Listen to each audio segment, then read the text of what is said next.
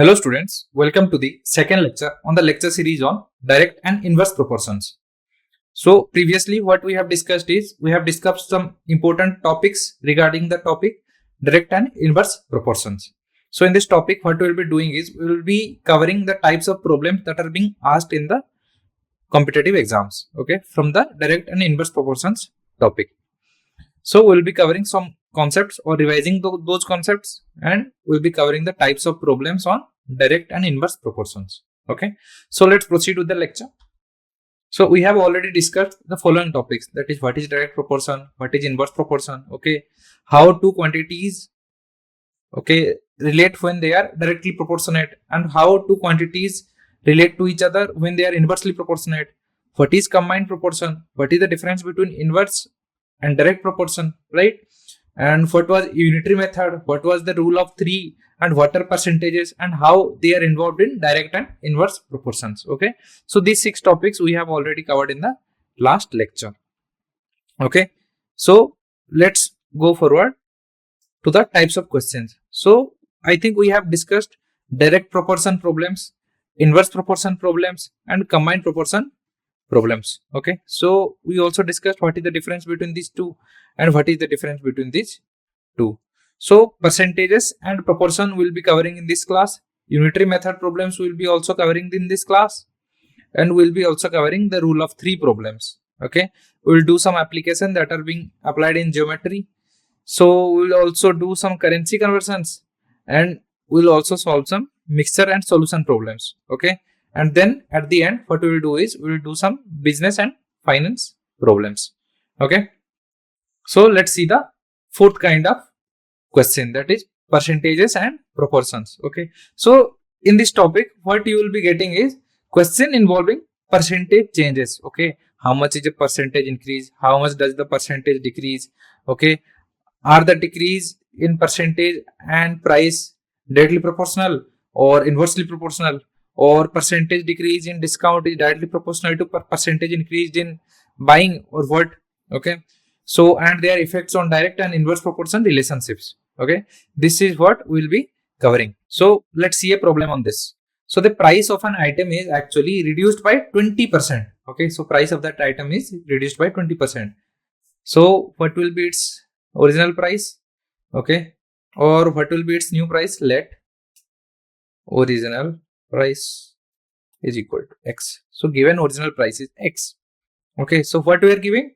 We are actually reducing the price by 20%. So basically we are giving a discount of 20%. So what is 20% of x? This implies that 20 by 100 into x, right? That is equal to what? 0.2 into x, because the decimal form of 20% is equal to 0.2, right? Equal to 0.2x. So what is the new price? So after discount or reduction, x minus 0.2x, because this much amount is reduced. Okay, so what it becomes is 0.8x, right? So this is the new price. Okay, so it asks us that by what percentage should the new price be increased to bring it back to the original price. Okay, let's say it is increased to the original price, that is x. So what is the difference? So 0.2x, but for now the original price is 0.8x, right? So what will be the percentage change? So percentage change is equal to, we have already learned the formula, right? The percentage change is nothing but what? Profit or added amount by original amount, that is 0.8x in this case, into 100, right?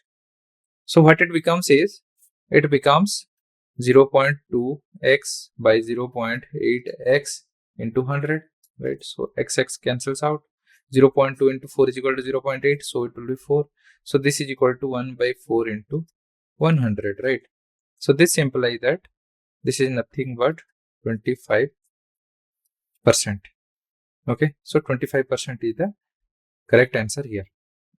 So the new price be increased to bring it back to the original price will be, the percentage would be 25%. Okay, so let P be the original price of that item. So P new will be the new reduced price. Okay, So the percentage increase needed to bring the price back to the original price. Okay. So what we want to know is, we want to know the percentage increase. So what is it? So original price minus reduced price whole by reduced price. Okay, that is nothing by p minus p new by p new. So this is what, 0.2p, and in the denominator what we have is p new, that is the reduced price, right? So it is 0.8p. So 0.2p by 0.8p, in this case p is actually x, that we have already assumed. Okay, so pp cancels out. 0.2 divides 0.8, as 0.2 into 4 is equal to 0.8. So it is 4 equal to 1 by 4 into 100. So that is nothing but 25%, right? Let's see. So percentage increase is 0.25 into 100. Okay. So percentage increase becomes 25%. Therefore, the new price should be increased by 25% to bring it back to the original price. Okay. So let's go forward to the next type of question. So the next type of question is unitary method problems. Okay. So what are unitary method problems? So applying the unitary method to find one quantity when the other are known. Okay. So based on direct or inverse proportion. So let's go forward. So let's see a problem on it. So if 5 workers can complete a job in 6 days. Okay. What is given? If 5 workers can complete a job in 6 days, then how many days will it take for 8 workers to complete the same job? Okay, so this is also a work time problem. Okay, so 5 workers into 6 days, right? So that is equal to what? 8 into x. Okay, so this implies what? X is equal to 5 into 6 by 8. So this is 3, this is 4. So 15 by 4 is the correct answer.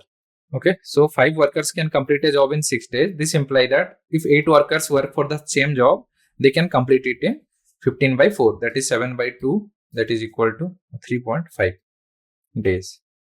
That is 3 days and 12 hours. That is how much time they will take, okay, to complete that same job.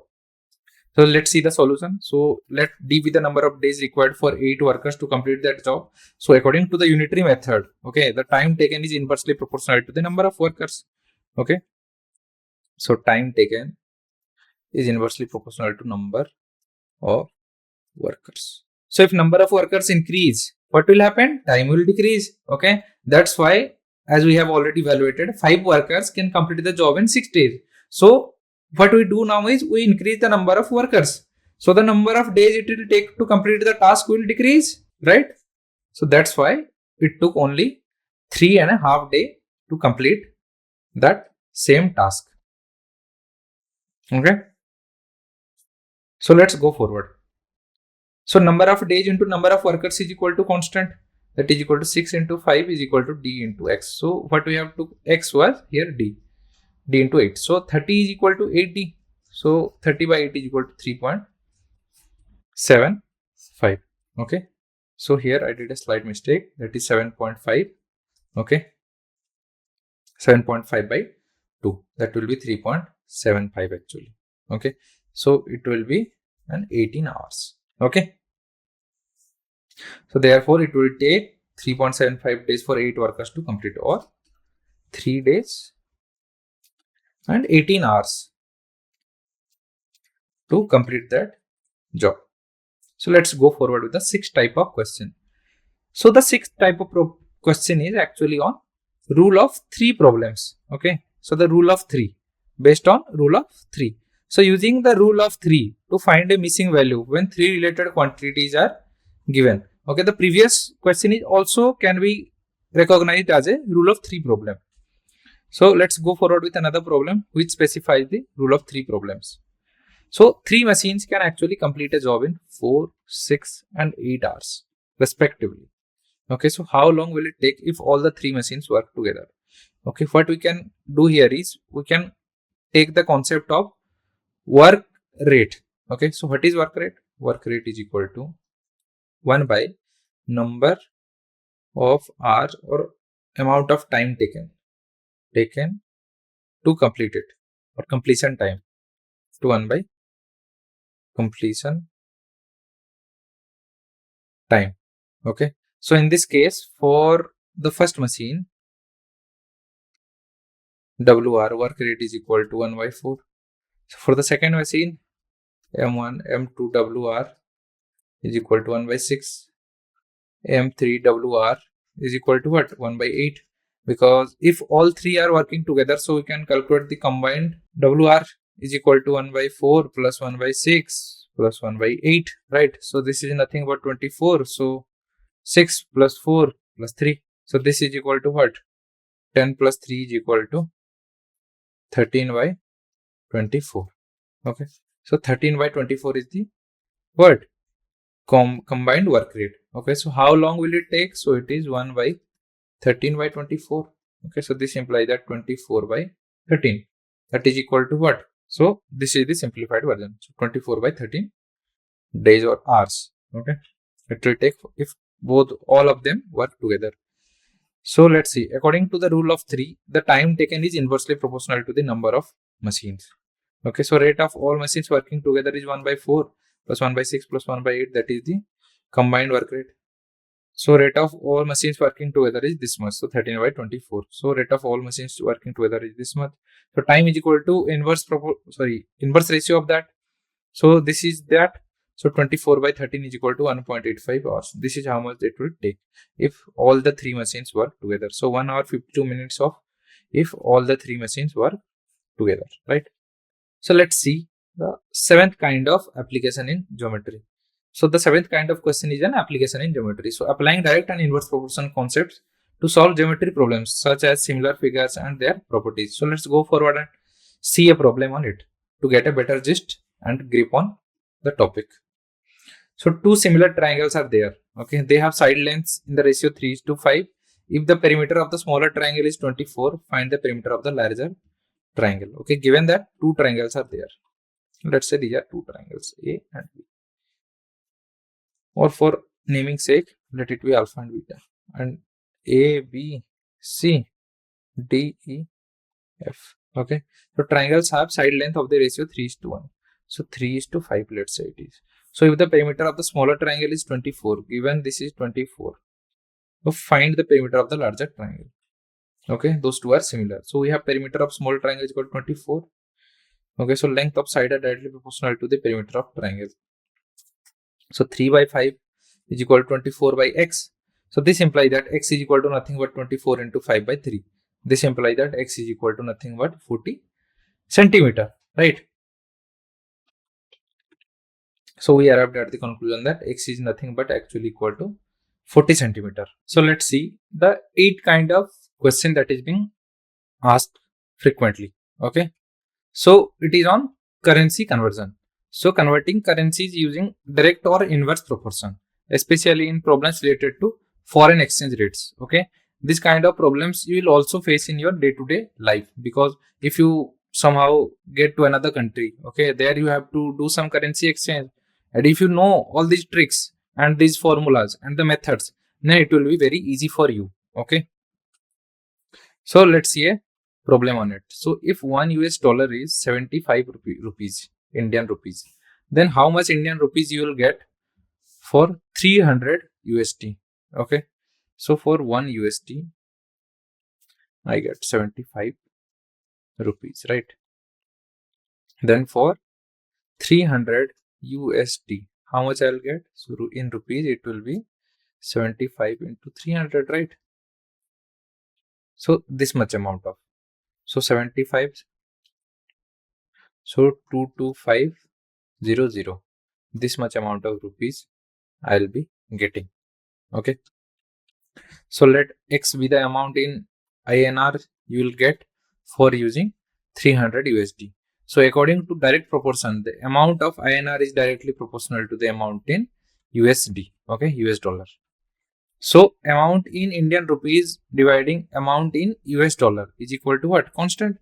So X by 300 is equal to 75 by 1 using the inverse and direct proportions. Okay, method. So X is equal to 300 into 75.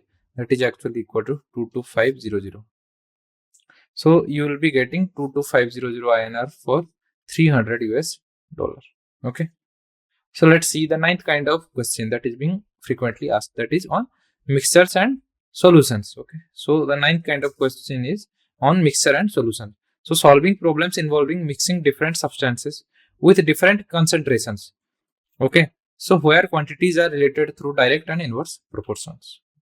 So a chemist has actually two solutions, 40% and 60% concentration. So how much of each solution should be mixed to obtain a 50 liters of 50% solution? Okay. So this question seems to be a bit tricky, but it is actually not. So let's go forward and see the solution to get a better way around it. Okay. So let X be the liters of 40% solution to be mixed and Y with the 60% solution to be mixed. So according to the mixture rule, the total amount of mixture is the sum of the amounts of the individual solutions, right? So X plus Y is equal to 50. So total amount of mixture is actually 50 liters. So according to the concentration rule, the total concentration of the mixture is weighted average of the concentration of individual solutions. Okay. So 40x plus 60y whole by x plus y is equal to 50, right? So total concentration of the mixture is 50%. So solving the equation simultaneously, what we get is, we get x is equal to 25 liters, y is equal to 25 liters. So amount of 40% solution and amount of 60% solution will be 25 liter and x is equal to 25 liters respectively. So what we got is, if we add x 25 liters, that is the amount of 40% solution, and y that is 25 liter, that is the amount of 60% solution, then what we will get is, we will get a 50 liter solution of 50% acid solution. Okay, 50% concentration with the solution amounting 50 liters. Okay, so let's see the 10th kind of question that is being frequently asked. So it is on business and finance problem. So solving business and finance problem involving profit, loss, discount, markup, etc. we may have direct and inverse proportion relationships. So let's see an example on it. So a shopkeeper actually reduces the price of an item by 20%. Okay. So later he increases it by 25%.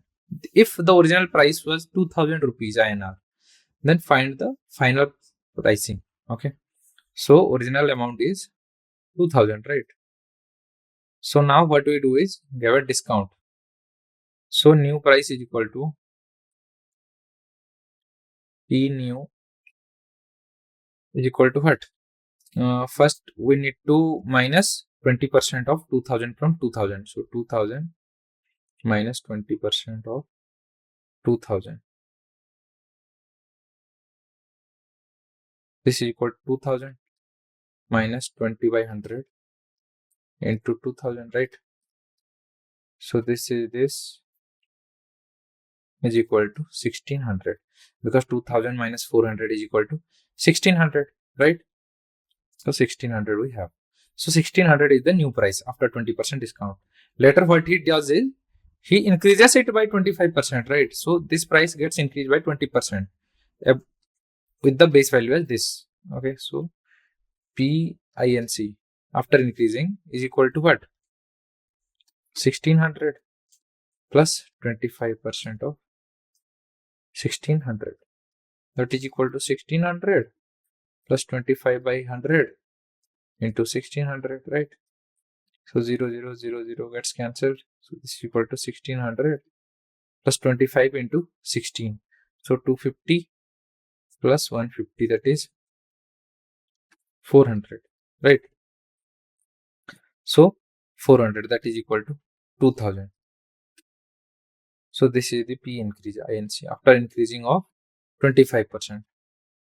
So now what we have right now is, we have the final price. So this is the final price, that is 2000, and the original price was 2000.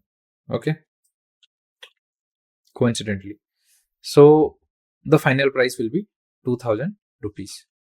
So a shopkeeper reduces the price of an item by 20% and then later increases by 25%. The original price was 2000 and the final selling price is also 2000.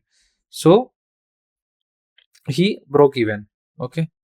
So let P be the final selling price. Okay. P be the final selling price. So price is reduced by 20%. Then the selling price becomes what?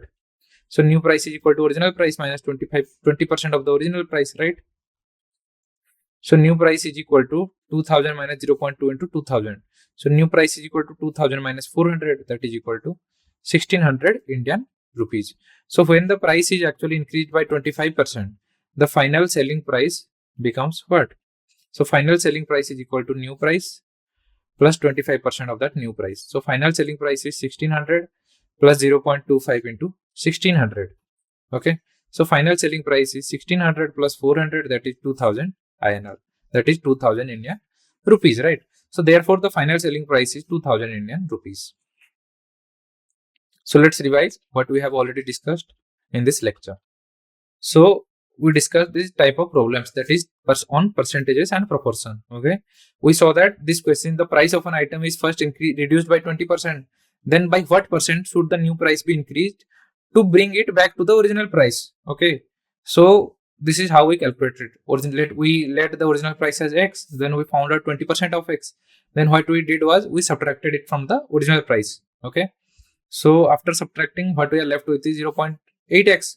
Okay. Now, how much percentage of 0.8x is 0.2x? Because that is the amount that we want to increase over 0.8x. Okay. So we calculated the percentage and we found out it was 25%. So 25% became the answer in this case. Okay. In the next kind of problem, it was an unitary method based problem. Okay. So in it, there were 5 workers can complete a job in 6 days. Okay. How many days will it take for 8 workers to complete the same job? So it took them 3 days and 18 hours. And how we did it? We did it via solving this algebraic equation, right? So let's go forward to the 6th kind of problem, that was of rule of 3 problem. So if 3 machines can complete a job in 4, 6 and 8 hours respectively, how long will it take if all the 3 machines work together? So working together, all the 3 machines could take 24 by 13 hours. Okay. We used the normal method that is actually also used in work and time problems. We calculated the work ratio and find combined work ratio, and then we calculated the time. Okay, here you can see it was 13 by 24. Then the time became its reciprocal, that is 24 by 13. So it will take at least, or actually 1 hour 52 minutes if all the 3 machines work together.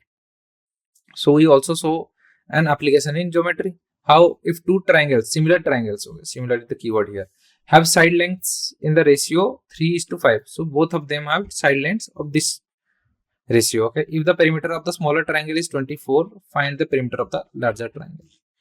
So we use this ratio algebraic equation. So it became what? 40 centimeter. Okay. Because this is 8 and this is equal to 40. So we also saw a currency conversion problem. If $1 is 75 Indian rupees, then how much Indian rupee will be? 300 US dollars. Okay. So we found out it was 22,500. So we also saw a question on mixture and solution. Okay, a chemist has 2 solutions, 40% and 60% concentration. How much of each solution should be mixed to obtain a 50 liter with 50% solution? Then we also got into the business and finance problem. So that is solving business and finance problem involving profit, loss, discounts, markup, which may have direct or inverse proportion relationship. So a shopkeeper actually reduces the price of an item by 20%, then later increases it by 25%. So the original price was 2000 Indian rupees. The final selling price, it is this much Indian rupees. Okay. So that's all for now. We have now discussed all kind of problems that are being asked in various competitive exams. So in the upcoming lectures, what we will do is we will do some exercise problems, and then afterwards we will do some previous year questions. Okay. Thank you for your time.